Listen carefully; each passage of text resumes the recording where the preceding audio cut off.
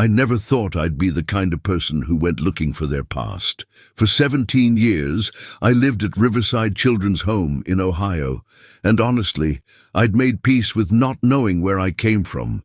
The staff there were kind enough, the other kids became my family, and I learned early on that sometimes the family you choose matters more than the one you're born into. But there was always this hollow space inside me, this question mark that grew louder with every birthday, every holiday, every time I saw families reuniting at the park near our home. Who was I really? Where did I belong? When I turned 18, Mrs. Patterson, the home's director, called me into her office. She had this look on her face that I'd never seen before, something between sadness and hope. She handed me a manila envelope, worn at the edges and yellowed with time. Inside was a single photograph, creased and faded, showing a sprawling farmhouse with whitewashed walls and a red barn in the distance. On the back, written in shaky handwriting, were the words, "Meadowbrook Farm, Somerset County, Pennsylvania. Your grandmother's place. She wanted you to know."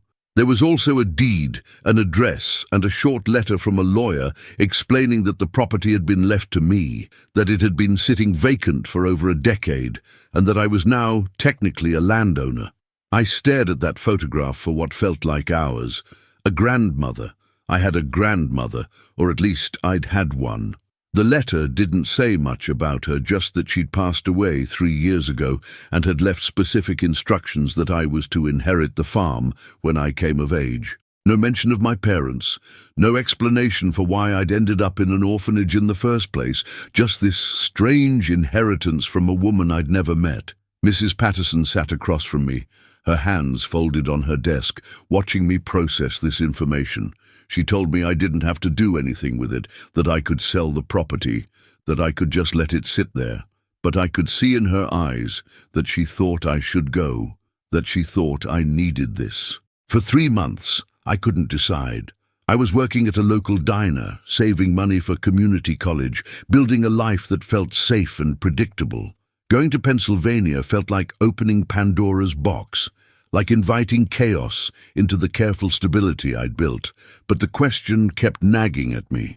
Why had she left me the farm? Why hadn't she come for me when I was a child? What secrets were buried in that old house? Finally, on a cold morning in late October, I packed everything I owned into a beat-up Honda Civic that one of the older kids from the home had sold me for cheap, and I drove west toward Pennsylvania. The drive took about 7 hours, and with every mile my anxiety grew.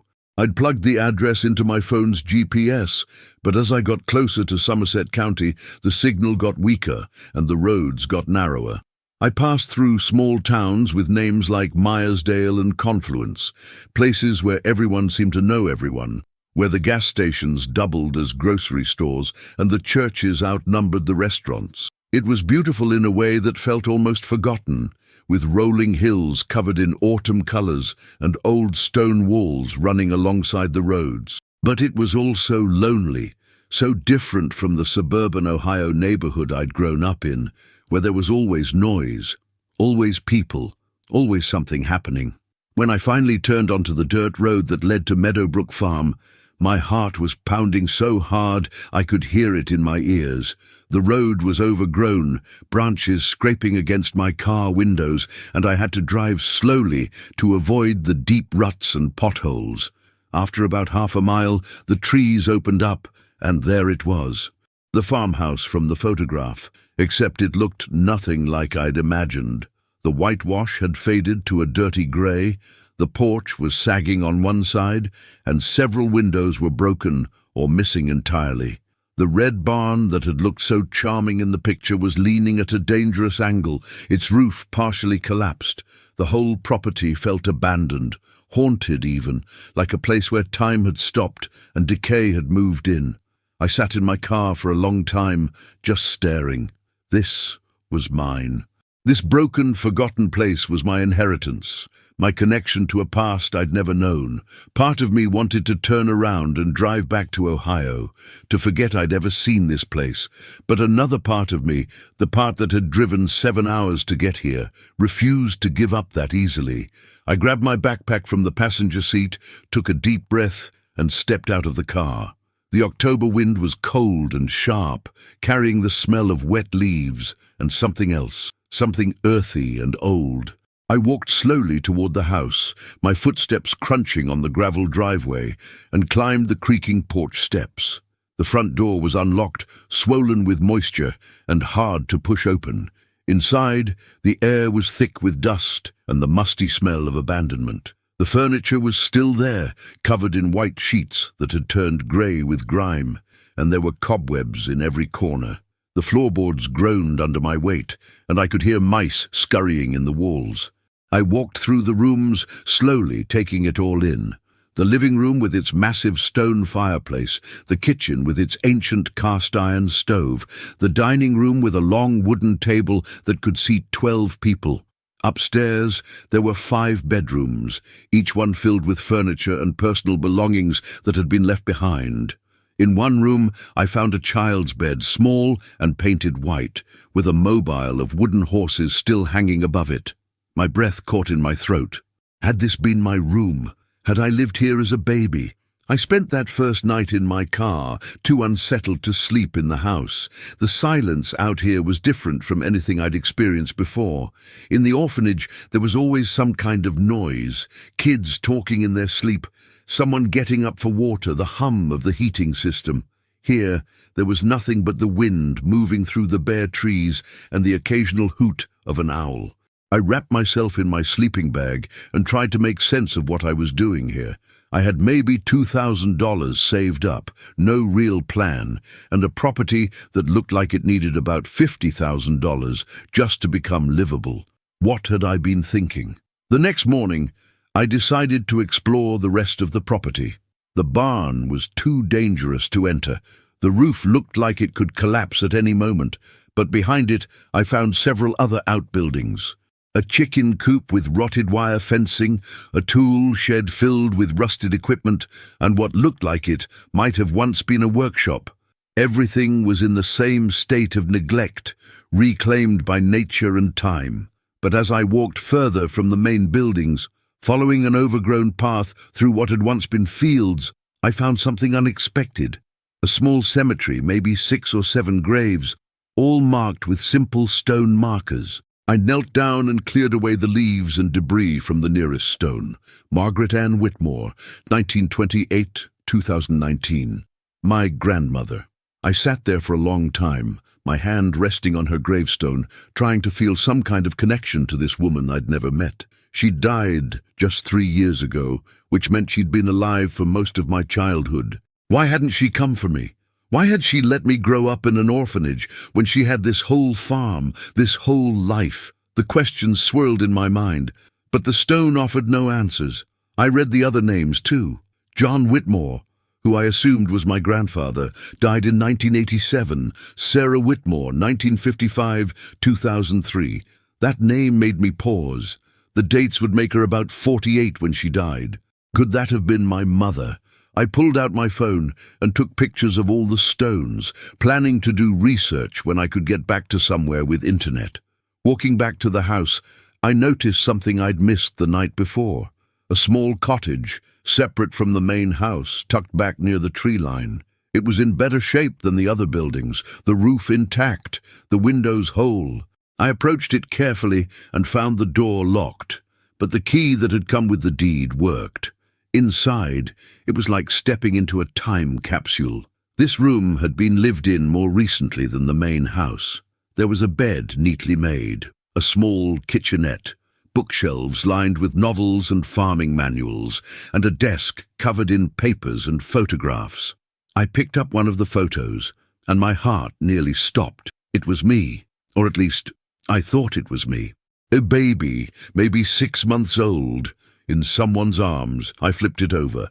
Emma, April 2007 was written on the back. Emma, was that my name? I'd been called Sarah at the orphanage, the name I'd arrived with, but seeing this photograph with a different name written on it made me wonder how much of my life had been rewritten. I spent the next several hours going through everything in that cottage. There were journals, dozens of them, all in the same careful handwriting. I opened the most recent one, dated 2018, just a year before my grandmother had died. The entries were short, mostly notes about the weather, about repairs that needed to be done, about how quiet the farm had become. But then I found an entry that mentioned me. Another year without her. I pray every day that Sarah is keeping her safe, that they're happy somewhere, that Emma doesn't hate us for the choices we made. This farm is dying without family to care for it, but I can't bring myself to sell it. It's all I have left of them. Maybe someday she'll come looking for answers. Maybe someday she'll forgive us. I had to stop reading because my hands were shaking too much to hold the journal steady. Sarah keeping me safe, the choices they made. What had happened? Why had I been taken away? I flipped back through the journals, looking for more mentions of my name, of my mother, of anything that would explain this mystery. And slowly, piece by piece, the story started to emerge. My mother, Sarah, had been my grandmother's only child. She'd gotten pregnant at 19, and my father, whoever he was, wasn't mentioned much in the journals except to say that he wasn't ready for the responsibility. My mother had struggled, that much was clear. There were references to Sarah's bad days, to doctors, to medications, to incidents that my grandmother didn't detail but that clearly frightened her. Then I found the entry from February 2008, when I would have been about 9 months old. It happened again last night. I found Sarah standing over Emma's crib at 3 in the morning, just staring at her, and when I asked what she was doing, she said she was protecting her from the shadows. She hasn't slept in 4 days. The doctor says we need to get her back on her medication, but she refuses. She says the medication makes her feel like she's underwater, like she's not really herself. I don't know what to do anymore. I'm 79 years old, and I can't keep up with a baby and a sick daughter. John's been gone 20 years, and this farm takes everything I have just to keep running. I'm so tired. Before we continue with the rest of this incredible journey, I need to pause and ask you something. If you're finding yourself drawn into Emma's story, wondering what happened next and what secrets are still buried in those journals, please hit that subscribe button. This channel is all about real stories of people searching for their roots, finding unexpected truths, and discovering that family is more complicated than we ever imagine. And I want to hear from you too. Drop a comment below telling me, if you could ask one question about your family history, what would it be? Your stories matter, and this community is built on sharing those journeys together. Now, let's get back to what Emma discovered next, because trust me, the truth is about to get even more complicated. The entries that followed painted a picture I wasn't prepared for. My mother's mental health had deteriorated rapidly after my birth. My grandmother wrote about finding her wandering the fields at night, talking to people who weren't there, becoming convinced that someone was trying to take me away. The entries were filled with a grandmother's anguish, torn between love for her daughter and fear for her granddaughter's safety. In March of 2008, there was an entry that simply said, "I called them today. God forgive me, I called social services. I can't do this anymore, and Sarah can't take care of Emma. I'm putting Emma somewhere safe until Sarah gets better, just until she gets better." I closed the journal and pressed it against my chest, tears streaming down my face. My grandmother hadn't abandoned me out of cruelty or indifference. She'd made an impossible choice, sacrificing her own heart to keep me safe, and my mother, Sarah, the name on that gravestone who died when I was just 14, had been sick, not absent, not uncaring, just sick. I looked at the date on Sarah's grave marker again, 2003, but I'd been placed in the orphanage in 2008. The math didn't add up. I grabbed another journal, this one from 2003, and started reading frantically. The entries from early 2003 were increasingly desperate. My grandmother wrote about Sarah having a complete breakdown, about her being hospitalized, about treatments that weren't working. And then, in July of 2003, there was an entry that made my blood run cold. Sarah is gone. They found her body this morning in the lake at the edge of the property. The police are calling it an accident, said she must have gotten confused during one of her episodes and wandered in. But I know my daughter. I know she was in so much pain, living in a mind that tortured her every day. Emma is only 3 years old. How do I explain to a 3-year-old that her mother isn't coming back? How do I raise a child when I can barely keep this farm running? I'm 75 years old and I feel like I'm 100. I had to put the journal down and walk outside because I couldn't breathe. My mother had drowned in 2003 when I was 3, which meant I'd lived here on this farm with my grandmother for 5 more years after that. Why didn't I remember any of it? Why were my earliest memories from the orphanage, from when I was around 7 or 8? I sat on the porch steps of the cottage, trying to force my mind back, trying to find some memory of this place, of my grandmother, of my mother. But there was nothing, just a blank space where those years should have been. I went back inside and continued reading. The years between 2003 and 2008 showed a woman trying her best to raise a traumatized child while keeping a failing farm afloat. My grandmother wrote about my nightmares, about how I'd stopped speaking for almost a year after my mother died, about how I'd cling to her during thunderstorms. She wrote about financial struggles, about having to sell off parcels of land to pay bills, about equipment breaking down and crops failing. And she wrote about her own failing health, about heart problems, about arthritis that made it hard to work, about the crushing loneliness of being the last person trying to keep Meadowbrook Farm alive. The final entries before I was placed in the orphanage were the hardest to read. Emma asked me today where her mama went. She's 7 now, old enough to understand more, but young enough that the truth feels too cruel. I told her that her mama loved her very much, but got sick and had to go away. She asked if I'm going to go away too. I wanted to promise her I'd never leave, but I can't make that promise. I had another episode last week, the chest pains that send shooting numbness down my arm. Dr. Morrison says I need to take it easy, but how can I when there's a farm to run and a child who depends on me? I'm 80 years old. What happens to Emma when I'm gone? And then the entry from February 2008. I made the call today, not because I don't love her, but because I love her too much to leave her stranded here when my heart finally gives out. The social worker was kind. She explained that they'd find her a good home, that she'd be taken care of, that she'd have opportunities I can't give her here on this dying farm. Emma cried when they came for her. She held onto my legs and begged me not to send her away. I told her it was just for a little while, that I'd come get her as soon as I was feeling better, but we both knew I was lying. She's so small, so scared, and I'm sending her away.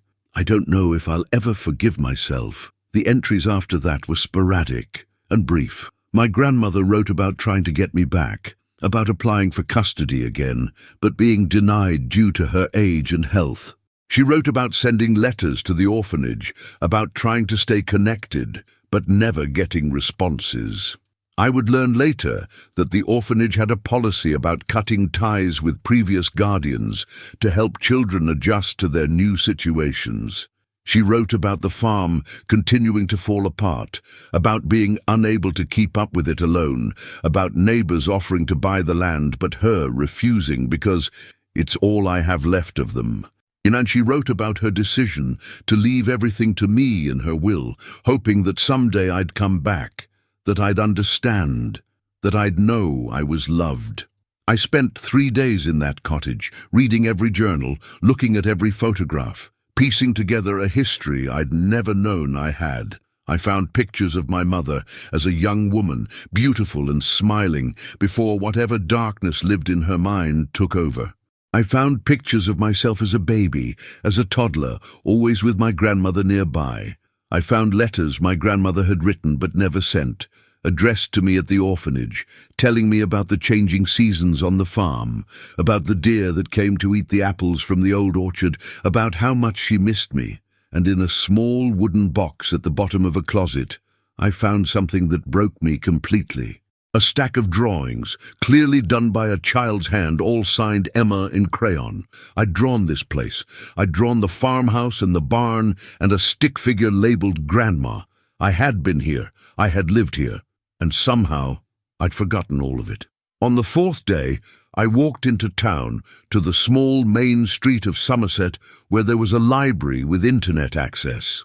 I spent hours researching childhood amnesia, trauma memory suppression, and the psychological effects of sudden separation from caregivers. Everything I read suggested that my brain had essentially protected itself by blocking out those early years, especially the traumatic memory of losing my mother and then being separated from my grandmother. It was a defense mechanism, common in children who experienced significant trauma before the age of 8. Knowing the science behind it didn't make it hurt any less, though. I'd lost not just my family, but the very memory of having had them at all. I also researched the farm's financial situation. The property taxes hadn't been paid in 2 years. There were liens against the property for unpaid bills. The place was technically mine, but it came with about $35,000 in debt. I had $2,000 to my name, no job, and no idea how to farm. By any logical measure, I should have walked away, signed the property over to the county, and gone back to Ohio to rebuild my safe, predictable life. But something had shifted in me over those 4 days. This wasn't just a bankrupt farm anymore. It was evidence that I'd been loved. It was proof that I came from somewhere, that I belonged to someone. My grandmother had held on to this place for me, had refused to let it go even when keeping it was slowly killing her. How could I do any less? I made a list. It was a ridiculous list, the kind that would make any reasonable person laugh, but it gave me something to focus on. First, I needed to figure out the immediate debt situation. Second, I needed to make the farmhouse livable enough to actually stay in. Third, I needed to find work, any work, to start generating income. And fourth, I needed to decide if I was really going to try to save this place or if I was just delaying the inevitable. I started with the debt.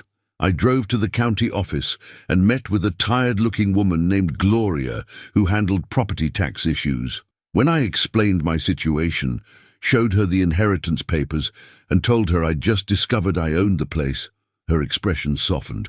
"Honey, we've been trying to contact someone about this property for 3 years, she said, pulling up records on her computer.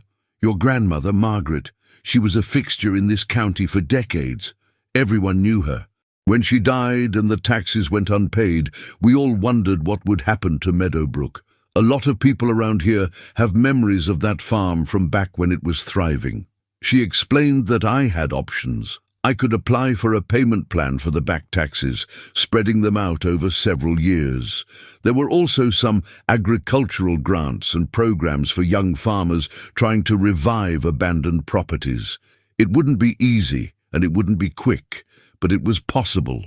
She gave me a stack of paperwork and the names of several people who might be able to help. Over the next 2 weeks, I threw myself into making the farmhouse livable. I couldn't afford to hire anyone, so I learned to do everything myself through YouTube videos and sheer determination.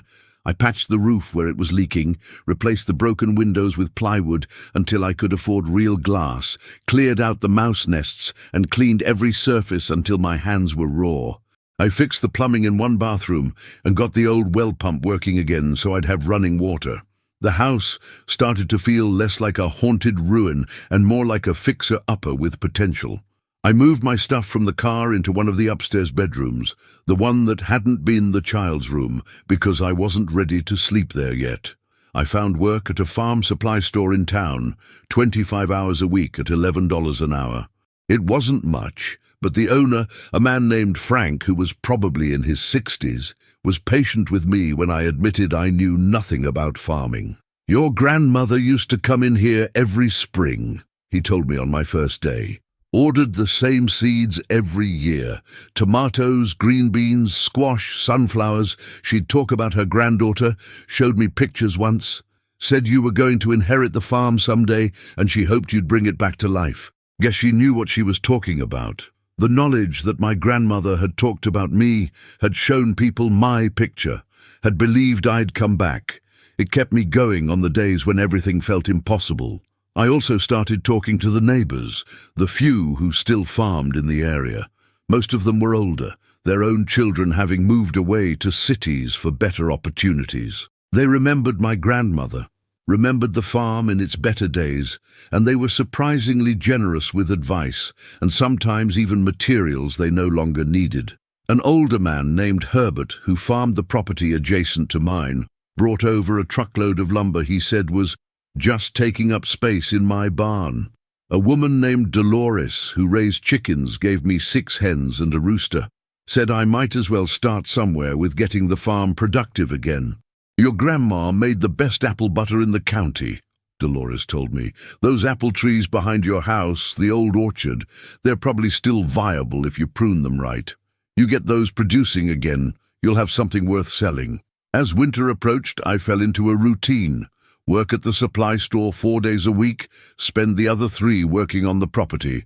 I'd wake up before dawn, make coffee on the old cast-iron stove I'd learned to operate, and watch the sun rise over the fields.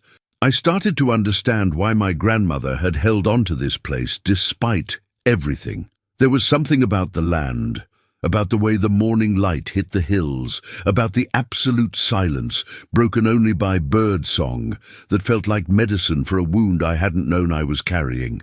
I'd spent my whole life feeling like I was just passing through, like I was temporary in every place I landed. But here, standing on this broken-down farm that my family had owned for 3 generations, I felt like I'd finally stopped moving. I also kept reading my grandmother's journals, going back further in time, learning about the history of the farm. It had been in the Whitmore family since 1952, when my great-grandparents had bought it with money saved from years of factory work.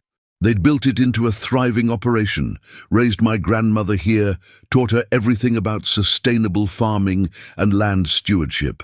My grandmother had married my grandfather in 1950, and together they'd continued the tradition, raising my mother on this land.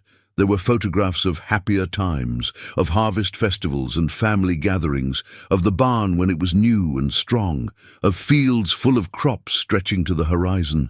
This place had been something once.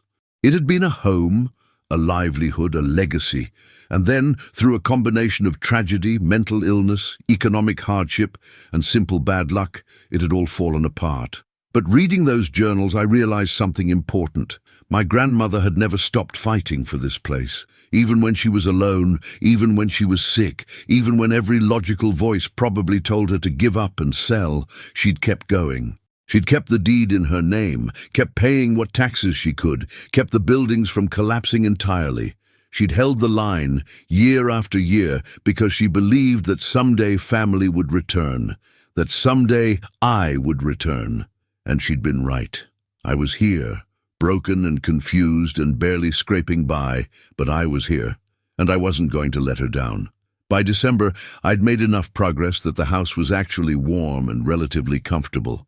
I'd gotten the old furnace working, insulated the worst of the drafty areas, and even hung some curtains I'd found in a closet after washing them 6 times. The chickens Dolores had given me were laying eggs regularly, which meant I had breakfast and could sell the extras at the farmer's market in town on Saturdays. Frank had increased my hours at the supply store to 35 a week and given me a small raise. I'd made my first payment on the property tax debt. It was all tiny steps, nothing dramatic, but they were steps in the right direction. Christmas came, and I spent it alone on the farm. I cut down a small pine tree from the edge of the property and decorated it with paper ornaments I made myself, feeling slightly ridiculous, but also oddly content. I cooked a chicken that one of my hens had stopped laying, made vegetables from the last of the preserved goods I'd found in my grandmother's cellar, and sat at that long dining room table by myself. But I didn't feel lonely. I felt like I was having dinner with ghosts, with all the people who'd sat at this table before me, my great-grandparents who'd built this place, my grandparents who'd loved it, my mother who'd struggled here, my grandmother who'd fought for it until her last breath. I raised a glass of water and toasted them all, thanked them for leading me home.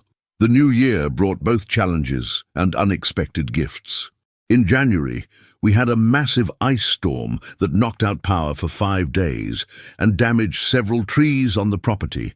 I learned how to keep the house warm with just the fireplace, how to melt snow for water when the pump wouldn't work without electricity, and how to keep my chickens from freezing. It was miserable and exhausting, but I got through it. And when the power came back on, and I realized I'd survived one of the worst storms the area had seen in years, I felt something I'd never felt before. Capable, strong, like I actually belonged here. In February, I got a letter from a lawyer in Pittsburgh. At first, I thought it was more debt, more problems, but it turned out to be something completely different. A distant cousin, someone I'd never heard of, had passed away and left a small inheritance to Margaret Whitmore's heirs.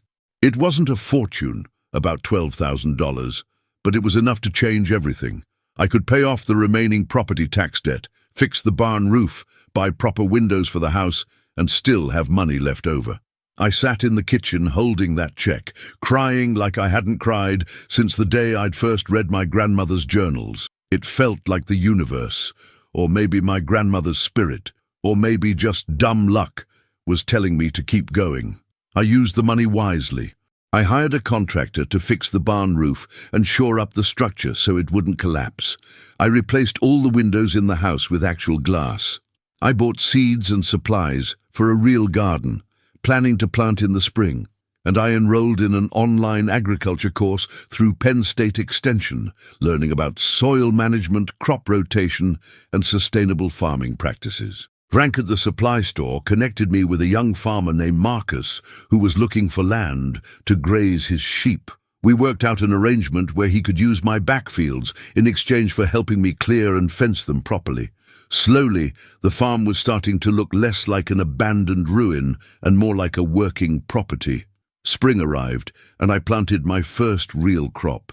Tomatoes, green beans, squash, and sunflowers, exactly what my grandmother had planted every year. I also spent weeks pruning the old apple orchard, cutting away dead wood, and treating the trees. Herbert came over to supervise, teaching me the right way to make cuts, explaining how to recognize which branches were still viable. "These trees are probably 40 years old," he told me, examining the gnarled trunks. "Your grandmother's father probably planted them. They've got a lot of life left if you treat them right." The idea that I was caring for trees that my great-grandfather had planted, that connected me to family I'd never met, made me work even harder. In May, something unexpected happened.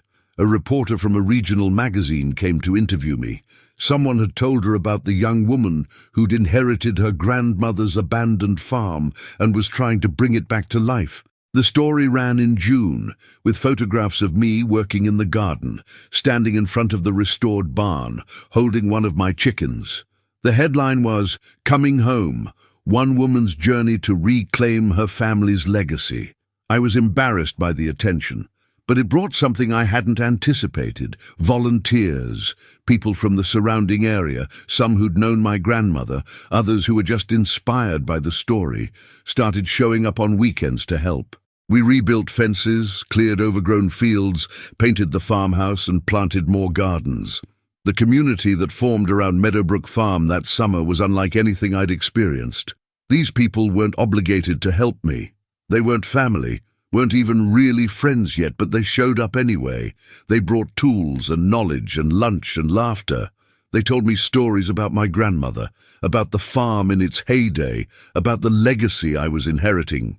A woman named Patricia, who'd been friends with my grandmother, brought me a recipe box full of handwritten cards. "Margaret gave me copies of all her recipes years ago," she said, "but these are the originals. They belong here, with you." Inside were recipes for apple butter, tomato preserves, sunflower seed bread, all written in my grandmother's careful handwriting. By August, I had my first real harvest. The tomatoes came in heavy, the beans were prolific, and the sunflowers grew 8 feet tall, their faces following the sun across the sky, just like my grandmother had described in her journals. I sold produce at the farmer's market, made enough to cover my expenses for the month, and felt a pride I'd never experienced in any job I'd worked before. This was different. This was creating something, nurturing something, being part of a cycle that was bigger than myself. I was growing food from the same soil my family had worked for generations. I was continuing something that had almost been lost. The apple orchard produced too, not a huge harvest, but enough to make it worthwhile. I spent weeks making apple butter using my grandmother's recipe, the kitchen filled with the smell of apples and cinnamon and cloves. Dolores came over to help, showing me the techniques she and my grandmother had used. We filled dozens of jars, and I sold them at the market with handwritten labels that said Meadowbrook Farm Apple Butter, Margaret's original recipe. They sold out in 2 hours. People told me they'd been buying my grandmother's apple butter for 30 years and were thrilled to taste it again. Some of them cried. I definitely cried. As fall approached and I prepared for my second winter on the farm, I finally felt ready to deal with the one room I'd been avoiding. The child's bedroom with the white bed and the mobile of wooden horses. I opened the door one afternoon and stood there for a long time, just looking. And then, slowly, a memory surfaced. Not clear, not complete, but something. Being small, looking up at those horses spinning above me, my grandmother's voice singing something soft. The memory was fragmentary. More of a feeling than a concrete image, but it was there. I had lived in this room. This had been my home. And maybe someday I'd remember more, and maybe I wouldn't. But at least now I knew the truth. I hadn't been abandoned. I'd been loved, desperately and completely, by people who'd made impossible choices in impossible circumstances. I decided to leave the room as it was for now, a memorial to that little girl who'd lived here, to the grandmother who'd loved her, to the mother who'd tried her best despite her illness. Maybe someday I'd have a child of my own who'd sleep in that bed, who'd watch those wooden horses spin, who'd be part of the continuing story of Meadowbrook Farm. Or maybe I'd turn it into something else. Either way, it wasn't a room to fear anymore.